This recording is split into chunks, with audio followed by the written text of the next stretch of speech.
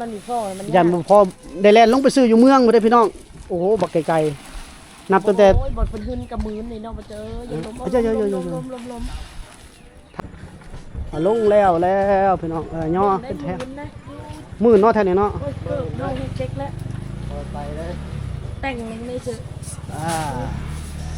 12ลงใส่อยู่หั่นเลยบ่ได้งามตัวนักเด้อนี่ตัวเบาเหรอวะนักได้ตัวนี้นักบ่แม่เอาให้ไปมาโอ้ยผู้เคิงอยู่เบื้องนั้นเอาลูกเอาเบื้องนั้นเขาเนี่ยคอยบอกว่าเอาไข่ให้เอื้อยแล้วเอาตัวเบานี่เลยไปมาละมาเอาซื้อเครื่องซื้อของแล้วเขากะเพราะว่าเพิ่นให้เงินนะมาให้น้องเนี่ยพี่น้องเพราะว่าเป็นน้องซื้อนี่ซื้อหันน้องก็จะเนาะของส่วนโตเพิ่นแต่ยัง500,000เขาก็จะ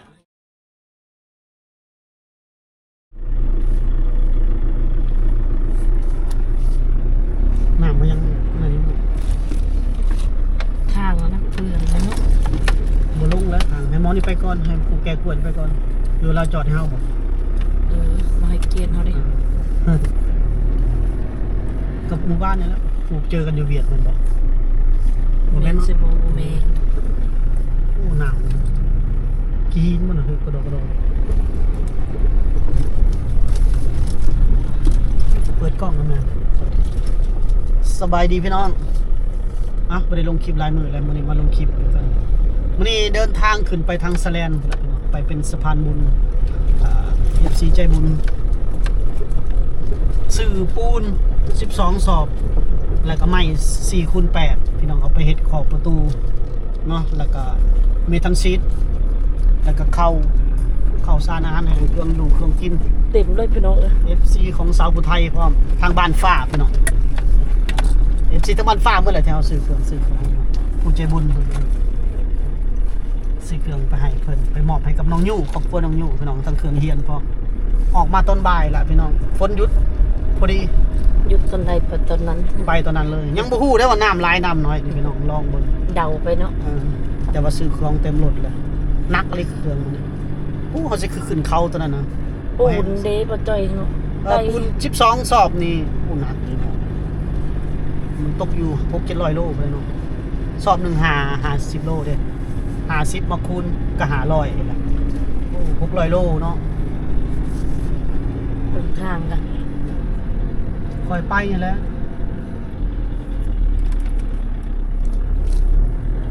โมเมนต์ยางรถเฮามันโมเมนต์ยางรถแบบแก่คลองแบบนี้นะเป็นรถยิ้มรถน้องสาวพี่น้อยโมเมนต์รถผู้เจ้าของได้รถเจ้าของเบรกมันก็เป็นอะไรจักไปได้ซื้อนู่น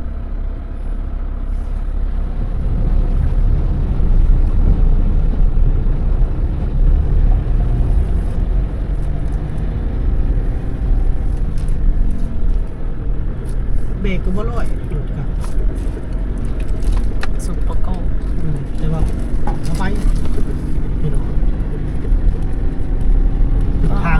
มันเจาะเข้ามาผิดหมดเลยจะสิเห็นฉันดอกมือตื่นๆบ่เห็นแล้วเสาประสานจับก็คือเราจับเป็นโซกไปหมดเลยหมดนี่ก็นักเลยเห็นบ่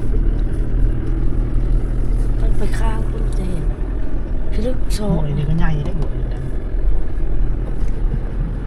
แต่ยานเนาะช่วงนี้ปีนี้เพ่หลายเลยทางเพราะบางอีโห้ยตอนนั้นเพิ่นไปได้เห็นที่บอกเขาไปยกกล่อง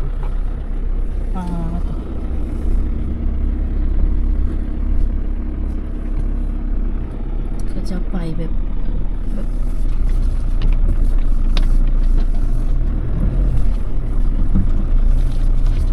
โอ้ยเสียวได้เนาะอันนี้ก็รักอันนี้ฮักเอาทิมก็บ่รักเล็กกันเนาะเล็กปลายนะเป็นไงป้าตัวน้ำพ่อคุณแม่หลายเนาะรถจักรเก่งเติบไปเวนตอนี่ถือว่ายังลายอยู่คะแนนตลอดเท่านั้นนี่รถจักรตรงนี้แหละไปได้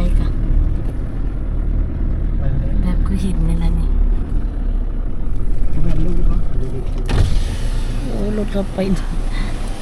รถเป็นยัง ลูกน้ ตกน้ำมันนี่มันจะน้องกระยานเฮารถจักรมาไปเสี่ยงมันนี่แล้วเนาะมันจะเนาะ ำโอ้จุดจักเศร้าๆห้องเสียเข่ามาครับมาแล้วมาแบบทุลักทุเลนะ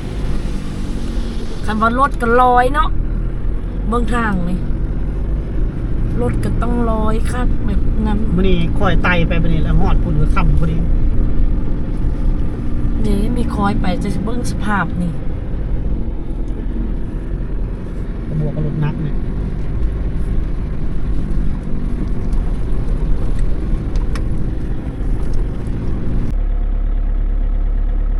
เสาไฟฟ้าก็ฮักพี่น้องเลยอันนี้รถพนักงานการไฟฟ้าเด้อเสาหักหลายต้นอยู่ได้อพี่น้องเอ้ยงวดก่อนก็เพิ่นก็นั่นอยู่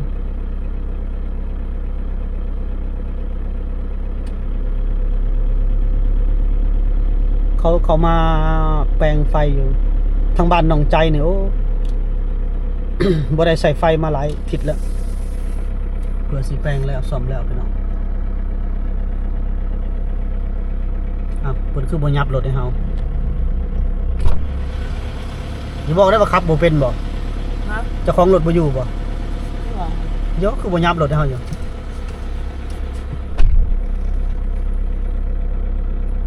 บ่ยับรถเป็นบ่ขึ้นมาพี่มายืนใกล้เอื้อยเจ้าพุ่นสบายดี FC นี่ สบายดี สมุไทยเด้ เอาสบายดีเลย สบายแล้วบ่ อันนั้นว่าบันแดงว่าสบายดีเด้อ บันแดงบันฟ้าน้ำกันเบิด มื้อนี้สุมายซื้อปูนมาผู้ใหญ่ใจบุญจากเมืองไทยเพิ่นให้มาให้งบมาเฮ็ดแผนการแม่น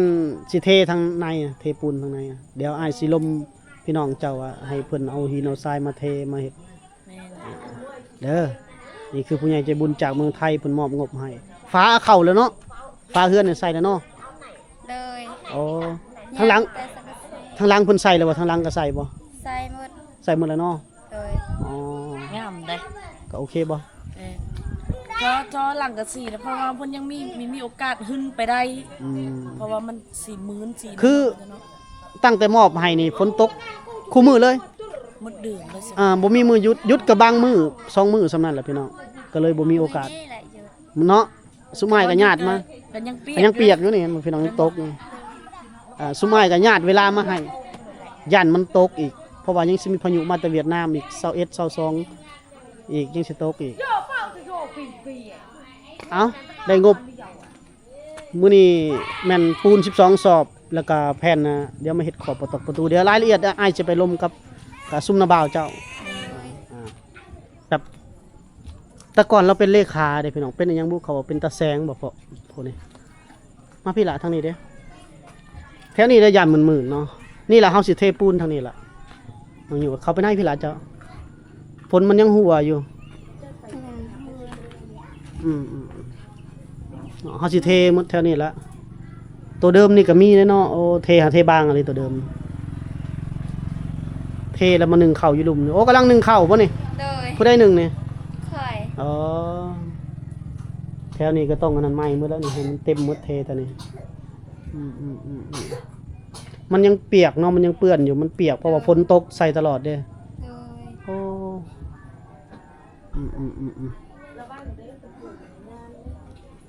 ทางข้างนั่นก็ใส่แล้วเนาะ เลย ไปเอาปูนลงก่อนบัดนี้เดินมาตะพี่ก่อนก็ได้เอาเสือลงล่ะเอาเสือลงดึงลงมาเนาะ นอกน้อยมาพี่น้องยู่โอ้เฮาสิเบิ่งห้องน้ำเลยก็นี่ด้านนี้โอ้ด้านนี้เพิ่นใส่คักได้ด้านนี้นะสาวไทยยังเลยละลาอยู่ โอ้ยังเหลือบ่อันฟ้าน่ะยังเหลือบ่ฟ้าน่ะ แต่เขาว่าเฮ็ดประตูอีก อ๋อเฮ็ดประตูนี่บ่ เลย โอ้เดี๋ยวอ้ายสิให้เพิ่นมาใส่ตัวนี้ดีกว่ามาเฮ็ดห้องน้ำดีกว่านี่ห้องน้ำเนาะไปไขเบิ่งดูล่ะสิมีแผนเฮ็ดได้เนาะห้องน้ำนี่ไปไขประตูห้องน้ำ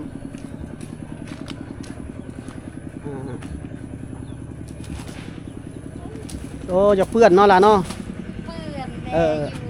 โอ้แบะอยู่โอเค เบิ่งอ๋อสิใส่ฟ้าเอาตัวนั้นมาใส่มึงเถอะสิเอาตัวนั้นมาใส่ฟ้าตัวนี้ โดย อ๋อมาเฮ็ดเป็นฟ้าแล้วก็ใส่ประตูใหม่จะเตือนเนาะเฮ็ดเอาฟ้าบ่ฮู้ว่ายังจักแผ่นเดี๋ยวจะไปเบิ่งตัวจริงต้นไม้ ยังหก ยังหก โดย เอามาใส่นี่หนึ่งสองสามสี่อ๋อทั้งหลังก็ใส่แล้วบ่ทั้งหลัง ใส่เบิด ไปะบ่นี่เฮาสิเอาปูนมาไว้นี่แหละพี่น้องอย่ามันเปียกเด้อยู่หันเปียกเลยเนาะยังจักแผ่นก็พากระจาดนี่ เนี่ยฮะ อ่า ยังยังลาย ปวดแผนเอาดิ หก โด6แผ่นเอา6แผ่นเนี่ยไปเฮ็ดห้องน้ำซะไปใส่ห้องน้ำ สาม นี่ น้ำ ย้อนเจาะในห้องน้ สามน้ำ เอ่อ ำเจาะห้องน้ำ ปูนเอาไว้นี่ปูน เมื่อเชียร์ยง ประมาณ5เส้นความมันนั้นความหนามันน่ะนะ 5 เส้นเนาะความน้ำเนาะ 5เส้นพอดีงาม5เส้นหรือ4เส้น5เส้นสำนั้นแหละบ่ฮอดดอก6 7มันจะเปลืองไป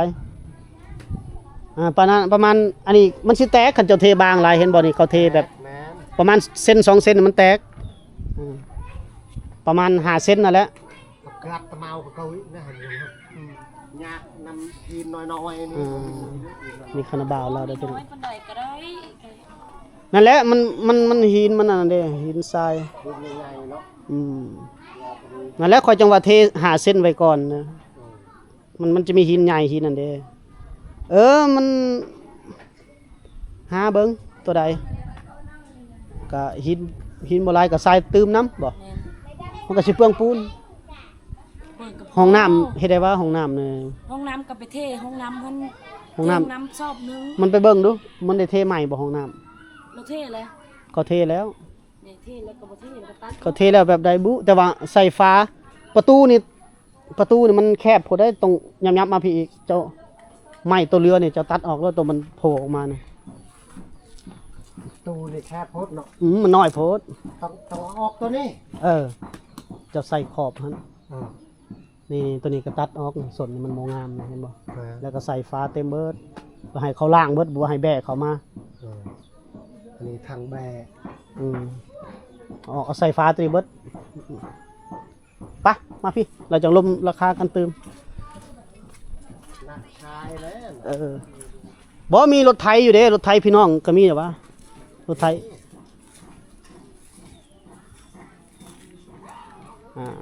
เอายืนอยู่นี่ก่อนเงียบๆมาพี่มานำกันมาครับมา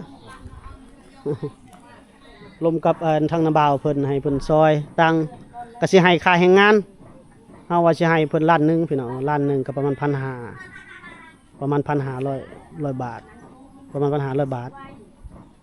แต่ว่ามันสิหนักไปคนทรายคนหินนี่เนาะ นักชายนี่หินนี่น่ะคันเฮ็ดมันมีชายหินไว้เฮ็ดนี่ยากชายเอามาพุ่นมาแต่เชพุ่น ไปเอาอยู่เซไปได้เนาะ แม่น จ้ะ เชพุ่นแหละ ทรายหินนี่คันเฮาไปซื้ออยู่ลุ่มก็แพงค่ารถเขาบ่อยากขึ้นมายามนี้เขาบ่อยากมามันยากทางเด้ก็คือเฮ็ดนั่นแหละค่อยก็บืนมา ทางนำลายเนาะ แม่นซ้ำร้อยน้ำมานะมื้อนี้ก็เพิ่นขอเท่าใดก็ขอล้านห้า ล้านห้า ตกอยู่ประมาณ 2,000 ปลายถึง 3,000 3,368ประมาณ 2,000 กว่าบาทประมาณ 2,500พี่น้องเนาะเอาล้านห้าเนาะ โดย เอาเฮ็ดให้มันงามๆได้เฮ็ดให้ละเอียดเด้อขอบห้องนอกห้องน้ำประตูนั่นใส่รถใส่ให้มันงามเฮ็ดงามเฮ็ดละเอียดโอ้ตัวนี้สีหน้านี่ก็อัดเด้ออัดให้คืนเด้อตัวนี้ ตัวใด ตัวนี้ได้ขึ้นสีหน้านี่ตัวนี้ตัวจอมมันนี่เอาผ้ากระจาดมาตัดอัดเลย ตัวไหนฮะ ตัวปองนี่นะตัวปองนี่เกินสีหน้าใส่เอาผ้ากระจาดใส่ อัดเทินอะไรนี่เนาะ อัดให้มันเต็มคันแดดแล้วก็สักได้อันซอยมุ้งให้นี่เด้อมุ้งนี่นะ มึงเว้านำชาวบ้านนี่ ก็ให้เพิ่นเฮ็ดคักๆนะโอเคปะเอาปูนลงเนาะเอาล้านห้าเนาะ โดยล้านห้า เอา เฮาก็สิไล่เบิ่งเงินก็สิพออยู่ดอกพี่น้องเพราะว่าซื้อมาปูนนี่ก็ปูนกับไม้กับแผ่นเรียบไอ้อะลูเมทัลซีทนี่ก็หมดหลายเติบอยู่ไปเอานั่นลงบาดนี่พี่น้อง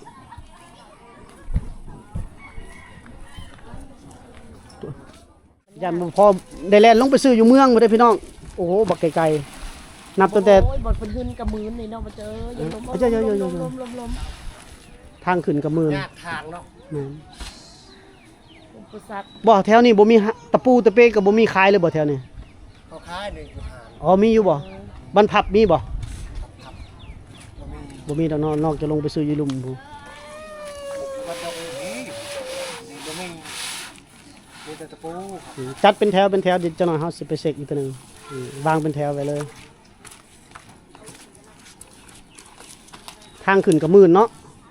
ดินเท่านี้เป็นดินดากหมดเลยพี่น้อง ดินแดง ดินดากดินแดง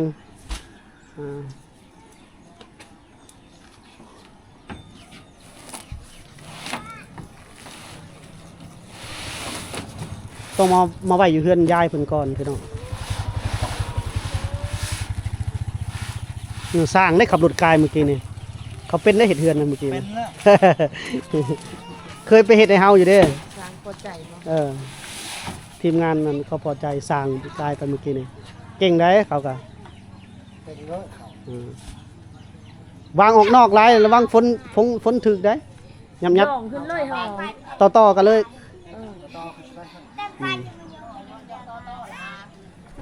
ลงแล้วพี่น้องย่อเป็นแถวมื่นเนาะแถวนี้เนาะ โอ้ยเกิบน้องเฮ็ดเช็คแล้ว ไปเลย แต่งไม่ซื้อ 12ลงใส่อยู่หันเลยบริงามกันเลย เงินใหญ่กันแน่หลายเอาอกกับใจ 12 สอบ เดินไปซื้อน้ำมือไปกินเนาะเฮากัน เอาเสือนั้นลงนะ อัดก่อน อืม นี่โอ้พอดีเฮ็ดคนมักเป็นหิ่งทุกอย่างดีเด้บ่เจออยู่แม่นว่าสิเพิ่น เพิ่นก็รักษาให้อย่างดี ที่พวกปอก มีผู้ใหญ่ใจบุญเพิ่นฝากเงินมาแต่สหรัฐพี่น้องมาแต่สหรัฐอเมริกาพี่น้องเนาะผู้ใหญ่ใจบุญเพิ่นฝากเงินมาให้บ่จอยกับสาวผู้ไทยมาซื้อเครื่องซื้อของเนาะข้าวสารอาหารแห้งแล้วก็เสื้อผ้าชุดนักเรียนพร้อมกับเกิบพร้อมพี่น้องเนาะมาพร้อมกับเงินเหลือแต่ซื้อของก็มามอบให้น้องลาพี่น้องเนาะผู้ใหญ่ใจบุญเพิ่นฝากมา$200เด้อพี่น้องเด้อ$200เฮาก็ไปซื้อเครื่องซื้อของอยู่ใน$200นี้เพิ่นขายให้บ่จอยสาวผู้ไทยนี่หักใส่ค่าน้ำมันจำนวนหนึงเนาะพี่น้องเนาะ โดย มีผู้ใหญ่ใจบุญเพิ่นฝากมาทั้งหมดมี4ท่านพี่น้องพ่อออสเนาะน้าสาวแตงแล้วก็น้าสาวแซร่าน้าสาวเบกกี้อยู่สหรัฐทั้งหมดพี่น้องฝากมา$200เด้อพี่น้องเด้อต้องขอบใจเพิ่นหลายๆเด้อที่ให้บ่จอยสาวผู้ไทยได้เป็นสะพานบุญในครั้งนี้เนาะขอบใจเพิ่นหลาย ขอบใจ ขอบใจป้าลุงเอาอาเด้อ ขอบใจปลาลุงอาเด้อ ให้ขอบใจก่อนแต่ยังบ่เห็นเครื่องของนี่หยัง เลย ไป ไป แต่เอาเดี๋ยวจะให้สาวผู้ไทยอยู่หน้ากล้องบัดนี้พี่น้องเนาะ ไป เพราะว่า เอาสิเพิ่นกล้องคือสิได้อยู่เนาะบ่จ้ะ ได้ เนาะ อยู่จ้ะ ไปไปลงไป ไปเอาเครื่องน้ำเอื้อยสาวผู้ไทยสาวผู้ไทยเป็นคนซื้อได้พี่น้อง เฮากับมาพี่ก็บ่จ้ะเอิ้นกันเฮาก็เข้าใจหลายๆเด้อที่ได้สาวผู้ไทยมาเป็นสะพานบุญของเขาน้องๆสาวผู้ไทยก็ดีใจรับเงินปุ๊บแล้วก็โซดบ่จ้อยไปซื้อเครื่องเลยเมื่อวานนี้พี่น้องเอ้ยแล้วก็มื้อนี้น่ะเฮ็ดได้ก็ต้องได้มาบ่จ้อยบ่อยากมาเพราะว่ายันฝนตกพี่น้องก็เลยแบบเร่งรีบเอามาให้น้องเลยเพราะว่าน้องก็ใกล้สิเฮาเปิดเทอมแล้วเนาะบ่จ้อยวันที่เท่าไหร่25นี่บอก 25นี่ก็เริ่มลงทะเบียนแล้ว เขาก็จะเอามาให้น้องไปเขาก็สิกระเป๋าเข้าเด้ เอาเข้าเดี๋ยวให้ กระเป๋าเนาะ ให้เพิ่นมาแบกพี่น้องเอาเครื่องก่อนไป ใส่อยู่ในมดเด้อพี่น้อง FC ใจบุญจากบ้านฟ้าเด้อพี่น้องเด้อนักตัวนักให้เอื้อยเด้อตัวนักเด้อนี่ตัวเบาเหรอวะ นักได้ตัวนี้ นักบ่ แม่เอาให้ ไปมาม่า เป่าโอ้ยผู้เคิงน่ะอยู่เบิ่งนั้นเอาลูกเอาเบิ่งนะเขานี่มาพี่ร้อยยังไม่หมดเลย ยังมาพี่ยังมาเอาเครื่องของต่อ เอาเลยใส่สิครับไปสอบไข่พระเจ้า เอาคอยบอกว่าเอาไข่ให้เอื้อยแล้ว เอาตัวเบาๆเบาๆ นี่เลย ไปมาละมาเอาอีกมาอันนั้นก็นักเลยฮะอันนั้นเลยพี่น้องไอ้เครื่องใส่โคเฮือน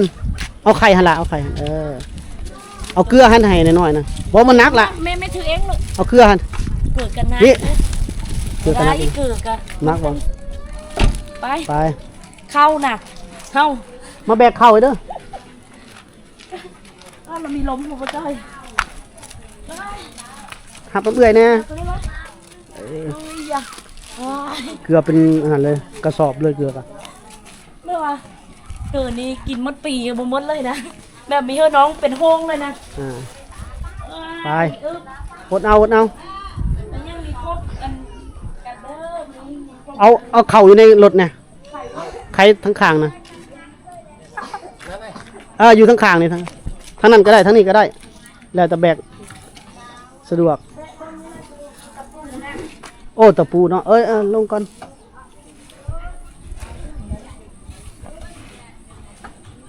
ข้าวสาร1 กระสอบพี่น้อง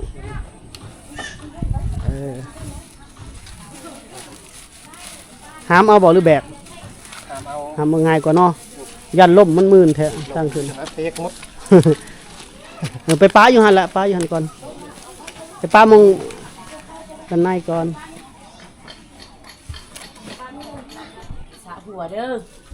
เฮ็ดสะอาดประตูเด้อลูกเด้อ อืม นี่แมลงทอดไข่เด้อเป็นบ่ทอดไข่นะบ่คันมีบ่ข้างจะลองเฮ็ดให้เพิ่นเพราะว่า หมอค้างก็ไปซื้อมากระทะนะ แม่นเฮาก็ลืม เอาออกมาจัดอยู่พี่สาวไทยพวกของใส่ครัวเฮือนพวกสบู่พวกอะไรพวกสลงสไลด์ จะดูสังไรไปใช่ไหมลงไปแล้ว ยากเนาะเฮ้ยมันมื่นแท้นี่ แม่นนี่อันนี้ก็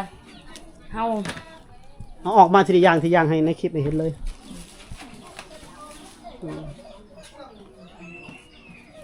อันนี้เฮาก็เพราะว่ามื้อนั้นบ่จ้อยซื้อมาแต่บ่มีเนี่ยแปลงเด้อบ่จ้อย บ่มี พักกันนั้นเด้อไปโรงเฮียนแล้วตื่นมากกะทูเฮียวทูหยังเฮ็ดมันสะอาดเด้อเด้อ เดิน นี่ ละเพิ่งเนี่ย อ้ายเราบ่อยู่น้องเราบ่อยู่อีกคนหนึง น้องนี่อยู่ผู้หนึงพี่น้องเอ้ย ผู้ชายไปหา ไปหากิน อ่า อ๋อจะไปหากินเดี๋ยวมันจะไปหา หากิน ปลาแต่ว่าถามด้วยว่าย่านน้ำหลายนะพี่เจ้ยเคยใช้อยู่บ่นี่ สไลด์ เพราะว่าเพิ่น ล้างถ้วยล้าง ล้า จาง น ถ้วยล้างโบกแล้วมีแต่เพิ่นแบบธรรมชาตินะพี่น้องแบบน้ำละล้าเลยน่ะเอาก็ซื้อมาโอ้ยซักเครื่องให้น้องเด้อ เดิน เห็นได้ว่ามันไซส์แบบเป็นของสำรวจแล้วเบิ้งสุดอีกนึงเด้ มาคนนี้ นี่ มันอยู่ตรงพี่เป็นหยังอยู่หันบ่ นี่ก็ได้แต่มื้อนี้เนาะขาดผู้หนึงกับคือว่าวันนั้นเนาะว่าจะเนาะ มันขาดคนห อั นึ น ง นี้ให้น้องผู้นั้นเด้อ เดิน ผู้ดีบ่เนาะกาเอาได้พี่น้องสับไส้กะเบิ่งคนเล็กก่อนอะไรถือเบิ่งอะไร อยู่หลังจ้ะเนาะเราอะ พอดีเลย ผู้ดีเด้ไปเฮอไอเบิ่งกันไปร้อยคือสิผู้ดีเนาะว่าจะเนาะอะไรเอื้อยเนี่ย มันยังลอยคือบ่เขาเห็นเลยลองเกิบก็ให้เบิ่ง แม่นบอกว่าเพิ่นถือก้อนนี่นะผู้ดีบ่ล่ะ เกิบผู้ละคู่ เกิบผู้ลูกครูเอาเป็นให้ไปโรงเรียนเดี๋ยวนี้พี่น้องเอ้ย อืม เพราะว่าเกิบอันถือน้ำมันนี่กับมีแล้วเพราะว่างวดก้อนมันสับไพรกับบ่จ้อยซื้อมาให้แล้วเนาะว่าจะเนาะอร่อยนี่พี่น้องเขาก็ซื้อมาซื้อแบบคนละสุดเนาะว่าจะเนาะเพราะว่างวดก้อนกับพี่น้องเอ้ยลืมเลยหาใจเบิ่งก่อนว่าจังของเอ้ยจังของน้อง บ่ได้แบ่งออกเป็นธงบ่ นี่ห้องมันน้องโย่ตัวนี้ พื้นแน่พื้นอ่า ซื้อแล้วบอก เดี๋ยวจะฮู้จักเดี๋ยวเพิ่นบ่ฮู้ว่าเป็นสินแบบใดเสื้อแบบใดต้องมีรายละเอียดไปนั่นน่ะเสื้อขาวสุดเสื้อขาวเปลี่ยน2โตเลยเด้ สองสุดแปลว่า เสื้อพอดีบ่เสื้อเนาะคือได้น้อยแท้ ถือบ่เสือนะ กะ3-4 3-4 อันนู้น ยอมมือนบขอบใจบัดนี้ ขอบใจ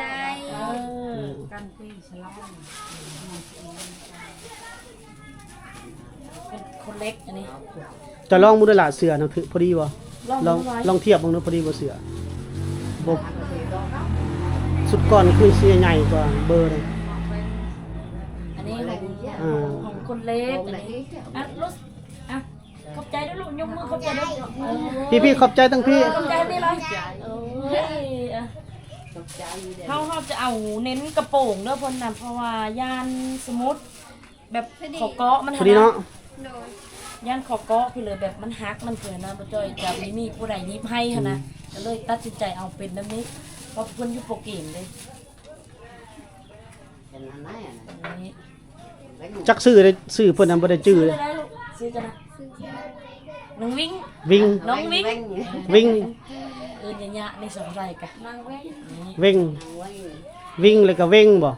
ยามเนาะ Vinh vinh vinh อันนกขอบใจเลยนะเอ้ยขอบใจหลายๆเด้ออันนี้เราจะปะน้องยูเอาเว้นให้น้องมาแล้วมาแล้ว này nữa chú to cao มาแต่หากินโอ้ไปตอก ไปหายุหากินน่ะไปหาหน่อไม้มาแล้วน้องใส่อีก มาพื้นให้เรา มาไล่ พี่เข้ามาพี่เลย นี่ไล่ เอาไม่ได้ เอามือกองเอามาพี่ไล่มาไกล มาพี่เลยนี่ยาม เอาเอาไปไหนแล้วเด้ ยังบ่เป็นหยัง เป็นยัง เทียบไปซื้อ นี่นี่ปิดน้ำให้พี่เลย น้องแม่ขอบใจ ขอบใจ ขอบใจ เราจะเชื่อถมให้เด้อเพราะว่าเราเปียกเด้ โอ้มาแต่หาอยู่หากิน นี่เด้อลูกเกิบกันเด้อ เกิบ เป็นถือไปโรงเรียนเด้อลูกเด้อ ถือไปโรงเรียนเกิบนี่ เพราะว่าเกิบลิ้นมากัดซื้อให้งบก่อนแล้ว เดี๋ยวจะหน่อยเอามายืนอยู่หน้าเด้อ แม่ เดี๋ยวจะถ่ายรูป อันนี้ปึ้มนี่ เพิ่มนี่ก็แบ่งกัน แบ่งกันเพราะว่าซื้องบก่อนกับนั้นได้2 โลเนาะเลิกมิก2ก็เฮาซื้อเรียบร้อยแล้วพี่น้องนี่บัดนี้นบขอบใจปลาลุงลูก ยังเหรอวะ ฮะ ยัง ลืมมาพี่ไล่มาพี่ ลงมาลุ่มพี่ ลืมนะคะบ่จ้อยมีอันนั้นเลย hai nhẹ vinh này มาลงมาลุ่มมาลงมายืนในลุ่มมันแจ้งๆแน่ ลงมาไล่ พี่เจ้าย้ำออกแน่ทั้งนี้มันมืดมันมืด lúc này kìa มันน้องยกมาใกล้ก็ได้ลงมาเลยลงมาตัวเล็กอยู่กลางก็ได้ นี่เฮาซื้อเครื่องซื้อของแล้วเขาก็เพราะว่าเพิ่นให้เงินนะมาให้น้องเนี่ยพี่น้องเพราะว่าเป็นน้องซื้อนี่ซื้อหันเนาะบ่จ้ะเนาะของส่วนโตวเพิ่นก็ยัง500,000เขาก็จะให้น้องเลยแล้วเป็นคืออยู่บ่ ยอมมือนบทั้งพี่ก่อนละ ขอบใจเด้อ อ่า นี่เก็บนะ คือว่าเครื่องของเงินคำครบหมดเลยเนาะ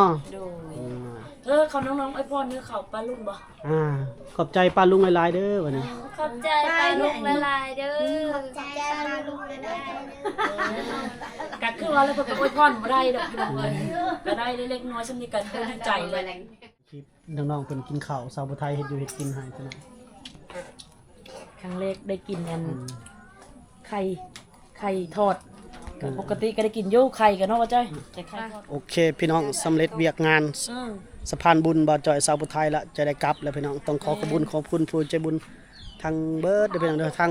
ลง เขตสาวผู้ไทยแน่ทางเขตบ่าวจอยแน่พี่น้องเนาะเราก็ได้อกดีใจ หลังจากนี้ก็จะขึ้นมาอีกครั้งหนึงก็ผู้ละบัดเพิ่นมุงหลังคา ฝนหยุด ฝนหยุด บ่จ้อยคันว่าฝนมีตกเฮาก็จะขึ้นมาตลอดอยู่ น้ำบ่หลายนี่ขึ้นมาตลอด เลย คันน้ำหลายนี่ขึ้นมายากพี่น้อง ก็ เนาะ มาบ่ได้ มาบ่ได้พี่น้องโอเคเดินทางกลับได้พี่น้องในบาทนี้ใส่เวลาเป็น2 ชั่วโมงพุ่นเด้ เฮาจานนี้ได้พออันนี้